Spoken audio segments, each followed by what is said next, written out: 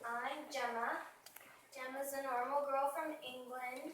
She fights with her parents. She's a normal teenager. And one day she's at the airport because her mom is a curator. So they're in China. This is her ticket. And she gets mad at her parents. So she decides that she's going to go get a cup of coffee.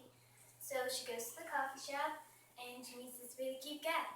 And she decides, well, he doesn't look that bad, he's cute, and my parents stink, so why not just let him buy me a cup of coffee? So they sit down and they talk for a little bit, and they're hanging out, and it's cool. And he says, let me go put some sugar in your coffee.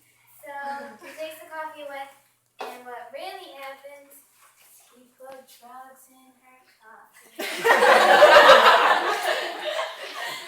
So he puts the drugs in her coffee, and next thing she knows, she wakes up here.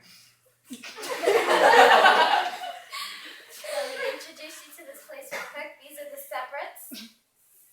Dunes, house, 2 outbuildings, a car, and beyond that is vast desert life.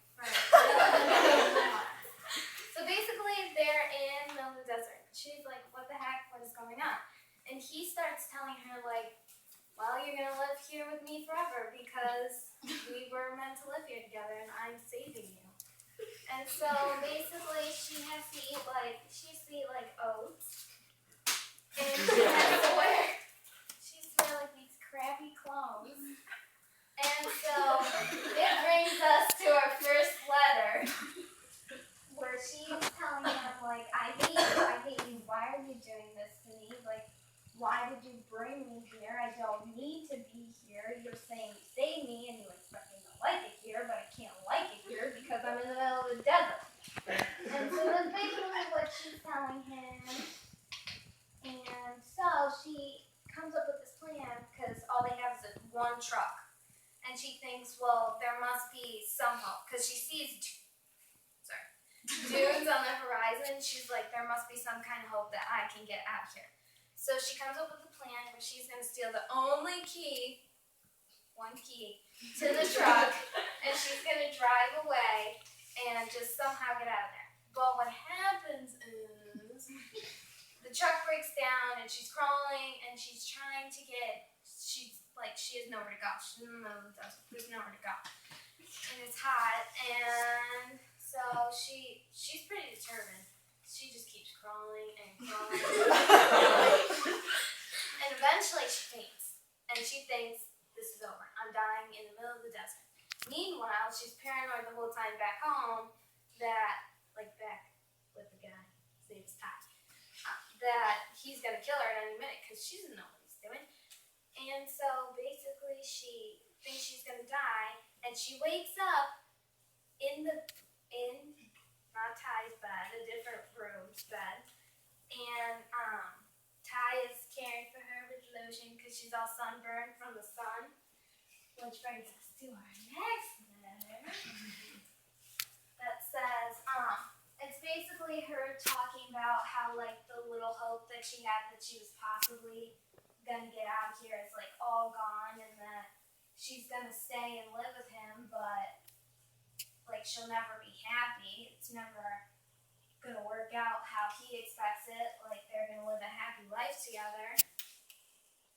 And so Ty he really wants her to like him, but she has no idea why. So he starts to try and show her really beautiful things about the desert and why he appreciates it so much. So he shows her the outbuilding where he paints. He paints a lot, and he is basically painting the desert because he thinks it's so beautiful. And one night, she's staring up at the stars because at this point she's depressed, like she's lost all hope. So she's just staring up at the stars and she realizes just how beautiful it is. And that's what she tells him in this next letter, that she realizes, and she won't admit that she really loves it there, but that it actually really is beautiful. You're at 5 minutes. And then he tells her, eventually he opens up to her and says, well, when I was a kid, my mom and dad both left me. I was homeless, and this is where I found refuge. So one day she gets bitten by a snake, and although it breaks his heart, he has to take her back to civilization. And so she's at the hospital because he can't save her with the antivenom that he has because she was bitten by a snake that he doesn't have antivenom for. So he takes her back to the hospital, and he's going to be put in jail. And in the last letter, and it says, "Dear Tyler McFarland," his real name. "Thank you, I love you, and I have to do what's right." And that basically means is she's either going to testify against him or say that she really just ran away with him.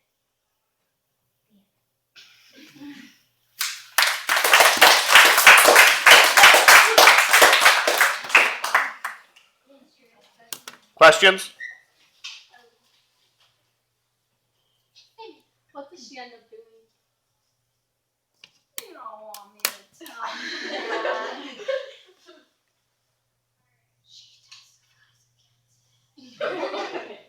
Caitlin, was that so bad? No. Exactly. Anything else? Jen? So basically, she walked into the thing, and this guy was walking around with Rohypnol in an airport. And he was just looking for any old, just the girl go up and talk to him, and he would drug them and take them to his house in the desert. Basically what happened is a long time ago, she was really little, and it was when he was homeless, and he was in the park, and he was in the bushes, and she crawled into the bushes because they were at it was an Easter egg hunt, and she didn't know it was